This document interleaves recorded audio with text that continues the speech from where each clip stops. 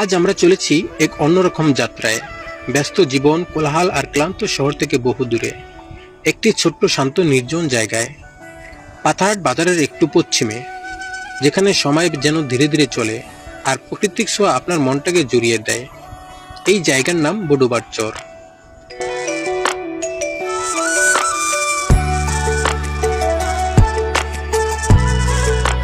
পাথারহাট বাজার পেরিয়ে একটু সামনে গেলে চোখে পড়বে একটা সরু পথ।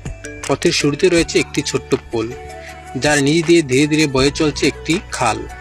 খালের জলে ভেসে বেড়াচ্ছে কচুরিপানা, মাঝে মাঝে ছোট নৌকা হেলে দুলে চলে যায়। এই পোল পেরিয়ে শুরু হবে আপনার চোখ জোড়ানো যাত্রা। একটা পিচ ঢালাই করা রাস্তা আপনাকে ধীরে ধীরে নিয়ে যাবে এক নতুন জগতে।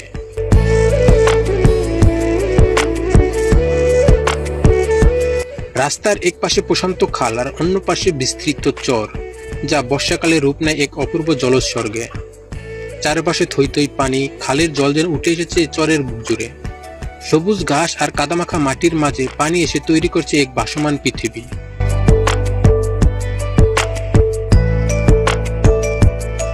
উপর থেকে যদি তাকান, দেখবেন পানির মাঝে ভেসে থাকা একটি ঘর। ঘরের পাশেই একটা মহিষের দল পানিতে সাঁতার কাটছে, আর দূরে হাঁসেরা দল বেঁধে পানিতে খেলা করছে।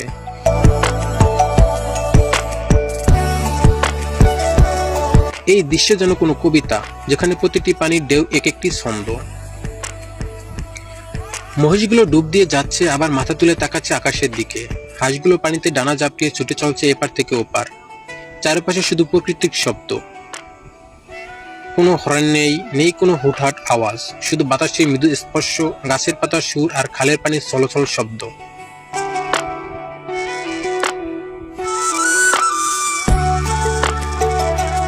চরের মাঝে একটি ছোট্ট ঘর, ঠিক যেন পানির উপরে ভেসে আছে। এই ঘর কার? হয়তো একজন কৃষকের, হয়তো কোনো জেলের, কিংবা হয়তো কারো সেই প্রিয় আশ্রয়, যেখানে সে দুপুরে বিশ্রাম নেয় কিংবা বৃষ্টির শব্দ শুনে ঘুমিয়ে পড়ে। এই ঘরটি যেন বলে, মানুষের প্রকৃতির সাথে সহাবস্থান করলেই তৈরি হয় সবচেয়ে নিখুঁত সমাধান।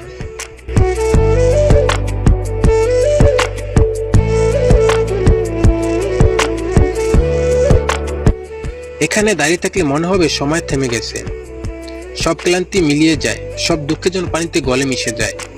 এই পরিবেশ, এই নির্জন, এই নিঃশব্দ রোমাঞ্চকর আপনাকে নতুন করে ভাবতে শেখাবে জীবনের সহজতা আর সৌন্দর্য।